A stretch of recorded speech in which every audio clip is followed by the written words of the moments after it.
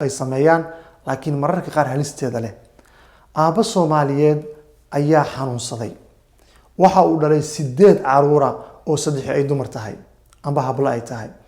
Markii aabihii uu xanuunsaday, nin hantila ah Kenya amba Nairobi laga yaqaano, caruur fara badan leh ayuu ahaa. oo soo cimraystay, Ilaahu baryay, cimradii uu ka soo laabtay, aabihii waa xanuunsaday. xanuun sakaraad isagu uu maleeyay ayaa la saaray. caruurtiisu dhan ayaa dal iyo dibad ka timid. waa la isugu yimid. aabihii waa raysan waayay. waa darsadaa. aabihii marka dambe wuxuu codsaday in loogu yeero haweeney magaalada Mombasa shax ku iibin jirtay oo muddo qiyaasatan 18 sano ka hor la waayay. ayuu sheegay magaalo hebel ayaa lagu sheegay hala soo raadiyo hala keeno. ilmihii amba caruurtiisii ducay rabaane waa la raadiyay, meel walba laga raadiyay. maamadii waa la soo helay. maamadii way diiday inay soo baxdo oo ay magaalada timaado oo ay ninka odayga ee la wada yaqaan ee xaaji hebel hortiis ay timaado. waa la bariyay maamadii, waa la bariyay, wax walba loo balan qaaday. markii dambe way ogolaatay. markii maamadii ay timid aabihii oo oxygen ku xiran yahay oo sariirta saaran loo keenay ay iska ilmeysay. isagana waa ilmeeyay. qof walba way yaaban tahay. islaantan iyo aabba maxaa ka dhaxeeyo?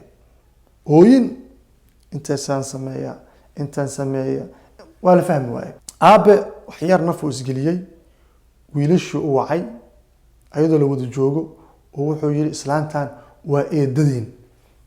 aabbe say ku noqoto waaye. wuxuu u sheegay sanado badan ka hor inuu guursaday, 20 sano ka hor inuu nikaax hoose la sameeyay, kadibna uu iska furay. ay u soo laabatay una sheegtay inay uur leedahay. maadaama isagu uu yasayay ama in lagu ogaado uu diidayay, familkiisa kalena uu ka qarinayay, xaas kale iyo caruur kalena uu lahaa, gabadhan shaaxa iibinayday, waxa uu ku yiri wuu handaday. booliisi wuxuu ku dalbaday, laaluushuu bixiyay, waa la gabagabeeyay. magaalada ay iskaga carartay. deegaan ahaanna isaga ayaa meesha ugu wanaagsanaa. way carartay magaalo kale oo Kenya ah oo miya ay iska aaday. sida hadda la sheegay magaalada laga keenay, si wiilkii u sheegay. waxa uu sheegay in xilligaas uu dhibaateeyay, balse hadda markuu xanuunka faraha badan uu dareemay uu go'aansaday inuu cafis weydiisto. intii sheekada ay socotay ayaa waxaa la isweydiiyay aaway caruurtii ay dhashay. ma gabar ay dhashay, ma wiil ay dhashay? markaasay waxay ku tiri hoos wiilka socdo ay la socdo hala soo saaro. nin weyn oo qaangaara oo ay u sheegtay aabihii inuu dhintay oo dhowr jeer hooyo aabbo weydi jiray oo dhibaatada aab la'aan haysatay ayaa kor la soo saaray. markaas waxay ku tiri wiilkii aa dhalay waa kana. wiilkii aabaha meesha la isku baray. wiilkii yaab 18 sano kadib aabaha in lagu baro. waa dhintay lagu leeyahay ilguraa wuu noolaa aabaha laakiin duruufo jira ayaan hooy kaaga qariyay. meesha la isku wada ooyay. wiilkii cidiya isbartay. aabihii waa la yaabay.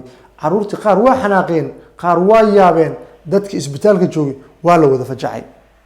ugu dambeyntii marka waxaa go'aan lagu gaaray in wiilka xaflad loo sameeyo oo reerka lagu soo daro. aabihii wiilkii markay iscafiyeen xanuunkii ayaa Ilaahay ka qaaday.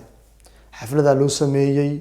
xafladda markii loo sameeyay oo wiilkii iyo familkii waxaan la isbaray oo hooyadii la raargeliyay oo hooyadii cideedii la xaal mariyay ayuu aabihii habeen xanuun ku soo booday, waa uu geeriyooday. aabahaas kaliya nolosha amba ifka waxaa lagu tusay dhibaatada uu geystay, saameynta ay leedahay aakhira ka soko in adduunyada lagu camar tusi karo.